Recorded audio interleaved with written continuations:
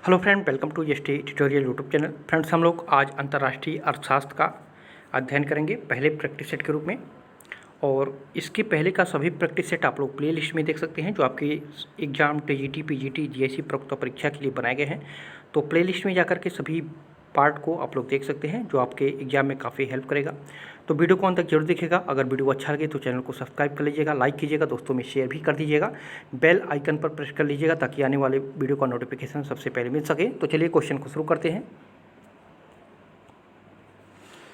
पहला क्वेश्चन है आज का, हेक्सर-ओहलिन प्रारूप में साधन बहुलता को परिभाषित किया गया है।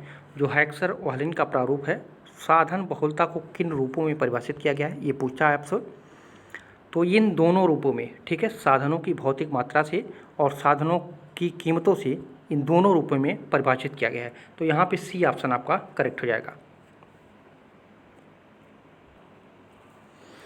अगला क्वेश्चन है, अंतर्राष्ट्रीय व्यापार के सिद्धांत के अंतर्गत हैबर-लर ने किस प्रमेय का प्रतिपादन किया। तो हैबर-लर ने जो है अवसर लागत का प्रमेय का जो है प्रतिपादन किया था।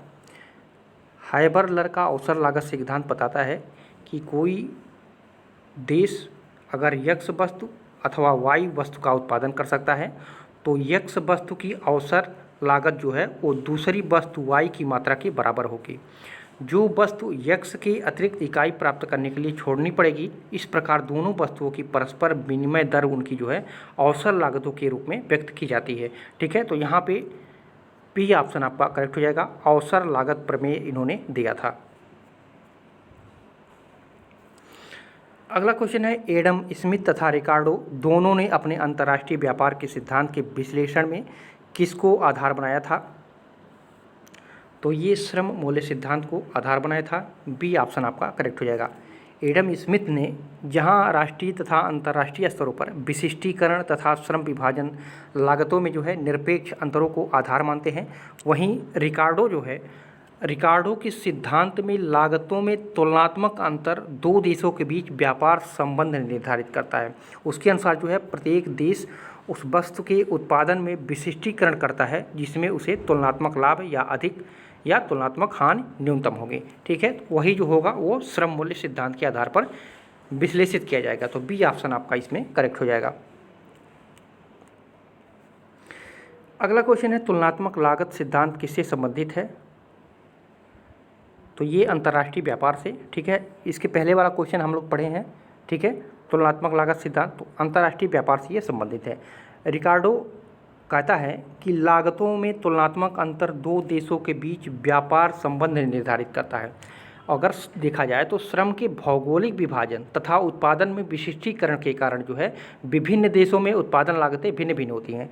इस प्रकार जो है प्रत्येक देश उस वस्तु के उत्पादन में विशिष्टीकरण करेगा जिनमें उसे जो है तुलनात्मक लाभ अथवा अधिक तुलनात्मक हानि होगी। ठीक है, तो यहाँ पे डी ऑप्शन करेक्ट हो जाएगा। अगला क्वेश्चन है, अंतर्राष्ट्रीय व्यापार के पारस्परिक मांग के सिद्धांत के प्रतिपादक थे। पारस्परिक मांग के सिद्धांत के प्रतिपादक कौन थे। तो जे.एस. मिल थे। ए ऑप्शन करेक्ट होगा। ठीक है, रिकार्डो जो था ये तुलनात्मक लाभ सिद्धांत में ये स्पष्ट नहीं किया था कि वस्तुओं का परस्पर विनिमय जो है किन अनुपात में होगा। इस समस्या का निदान जो है जे.एस. मिल ने अपने पारस्परिक मांग सिद्धांत में बताया था। ठीक है, तो यहाँ पे ए ऑप्शन आपका करेक्ट हो जाएगा।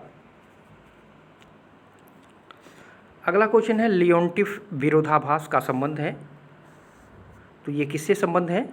तो ये हेक्सर-ओहलिन सिद्धांत से। अभी हम लोग पढ़े हैं पहला क्वेश्चन, हेक्सर-ओहलिन सिद्धांत से ये संबंध है। ओहलिन ये मानता था कि साधन कीमतों के निर्धारण में मांग की अपेक्षा पूर्ति अधिक महत्वपूर्ण है। यदि साधन कीमतों के निर्धारण में मांग साधनों को अधिक महत्व दिया जाता है तो पूंजी प्रधान देश जो होते हैं वो श्रम गहन वस्तुओं का निर्यात करेगा। जबकि ये लियोनटिफ कहता है कि ओहलिन सिद्धांत की आनुभाविक अध्ययन से इसके विपरीत परिणाम प्राप्त हुए। उन्होंने यह सिद्ध किया कि संयुक्त राज्य अमेरिका पूंजी प्रधान देश है, तथापि वह श्रम गहन वस्तुओं का निर्यात तथा पूंजी गहन वस्तुओं का आयात करता है। इसी को जो है लियोनटिफ का विरोधाभास कहते हैं। ठीक है, तो यहाँ पे ये सिद्धांत जो संबंध रखता है वो हेक्सर-ओहलिन सिद्धांत से संबंध रखता है। तो डी ऑप्शन करेक्ट हो जाएगा। यहाँ पे दो सूची दिया गया है इस क्वेश्चन में, इसको मिलान करना है। लागतों में निरपेक्ष अंतरों का सिद्धांत ये किसने दिया था? तो ये दिया था एडम स्मिथ ने। ठीक है, तीसरा वाला आपका ए में 3 आपका हो जाएगा। और लागतों में तुलनात्मक अंतरों का सिद्धांत ये किसने दिया था? तो तुलनात्मक किसने दिया था? रिकार्डो ने दिया था। ठीक है, तो यहाँ पे बी में आपका 4 सही हो जाएगा। और अवसर लागत सिद्धांत किसने दिया था? तो अवसर लागत सिद्धांत अभी हम लोग पढ़े हैं, हैबलर ने दिया था, हैबरलर ने दिया था। ठीक है, तो सी में 3 सही हो जाएगा। पारस्परिक मार्ग सिद्धांत ये जे.एस. मिल ने दिया था। ठीक है, तो यहाँ पे डी में 4 सही हो जाएगा। तो 3 4 ये 2 1। ठीक है, तो यहाँ पे ए आप कोट आपका सही हो जाएगा। देखिए यही क्वेश्चन कहीं कहीं पे जो है सिंगल में पूछ लिया है, कहीं पे मिलान करने के लिए दिया है। ठीक है, कहीं पे उसका उल्टा कर दिया है, कहीं पे सीधा कर दिया है। तो ये सभी क्वेश्चन बहुत ही महत्वपूर्ण है एग्जाम के लिए। ठीक है, तो सारे क्वेश्चन को आप लोग बहुत अच्छी तरीके से पढ़िएगा, यहीं से प्रश्न मिलेंगे, कहीं और से प्रश्न आपको नहीं बनाए जाएंगे। ठीक है, तो ए कोट आपका इसमें सही हो जाएगा। अगला क्वेश्चन है एडम स्मिथ द्वारा प्रतिपादित स्वतंत्र व्यापार का केंद्र बिंदु रहा है। तो स्वतंत्र व्यापार का केंद्र बिंदु कौन सा रहा है? तो श्रम विभाजन रहा है। डी ऑप्शन करेक्ट हो जाएगा।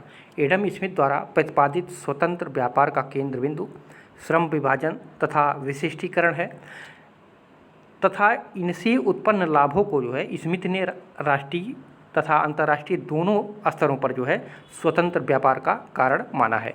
ठीक है, तो यहाँ पे डी ऑप्शन आपका करेक्ट हो जाएगा। अगला क्वेश्चन है निम्नलिखित में से एडम स्मिथ के स्वतंत्र व्यापार के सिद्धांत का केंद्र बिंदु कौन सा है? देख लीजिए बहुत सारे ऐसे प्रश्न हैं जो कई बार पूछे जा चुके हैं, आगे पीछे करके जो है या तो सिंगल में या तो मिलान करने में इसी तरह के प्रश्न जो है बार बार पूछे जाते हैं। तो यहाँ पे फिर वही चीज़ पूछ लिया है, स्वतंत्र व्यापार के सिद्धांत का केंद्र बिंदु कौन सा है? तो हम लोग अभी पढ़े हैं श्रम विभाजन। ए ऑप्शन आपका करेक्ट हो जाएगा। ठीक है, एडम स्मिथ ने जो है स्वतंत्र व्यापार के गुणों की प्रशंसा करते हुए उन्होंने अंतर्राष्ट्रीय और राष्ट्रीय दोनों स्तरों पर जो है विशिष्टीकरण और श्रम विभाजन के लाभों को परिमाप माना था, और अंतर्राष्ट्रीय स्तर पर जो है श्रम का विभाजन लागतों के निरपेक्ष अंतरों में पाए जाने वाले की अपेक्षा रखता है, ऐसा उन्होंने बताया था इस सिद्धांत के जरिए। ए ऑप्शन आपका करेक्ट हो जाएगा।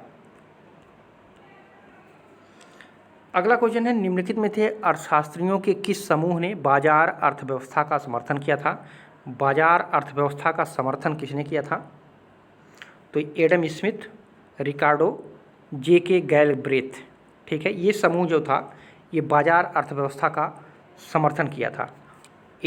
उसमें से एडम स्मिथ पहले अर्थशास्त्री थे जिन्होंने निरपेक्ष लागत अंतर के आधार पर जो है स्वतंत्र व्यापार को महत्व दिया, और डेविड रिकार्डो जो थे इन्होंने तुलनात्मक लागत के अंतर पर जो है आधार पर व्यापार की संभावना तथा उससे दोनों पक्षों के लाभ का प्रतिपादन कर दिया था। ठीक है, और एडम स्मिथ के सिद्धांत को अधिक व्यापक रूप इसमें दिया गया था। ठीक है, तो ये जो समूह था इन्होंने मुख्य रूप से बाजार अर्थव्यवस्था का समर्थन किया था। तो डी ऑप्शन सही हो जाएगा।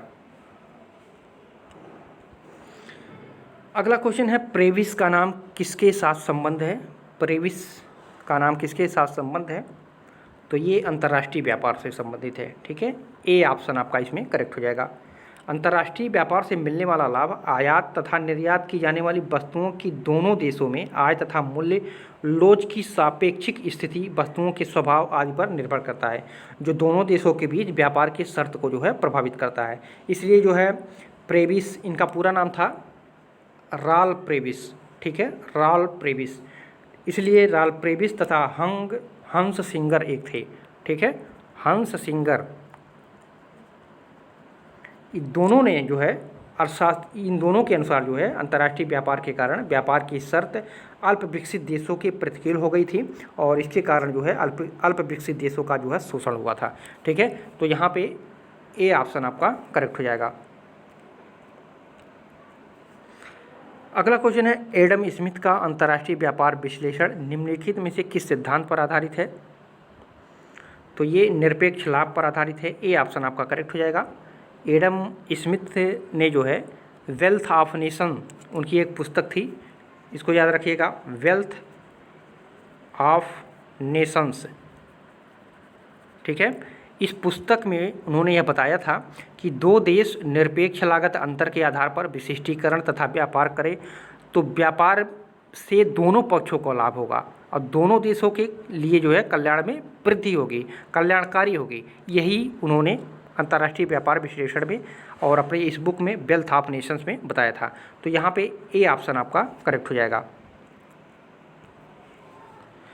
अगला क्वेश्चन है, निम्नलिखित में से कौन सी चयनित साख नियंत्रण विधि है? चयनित साख नियंत्रण विधि कौन सी है? तो ये नैतिक दबाव जो होती है ये चयनित साख नियंत्रण विधि मानी जाती है।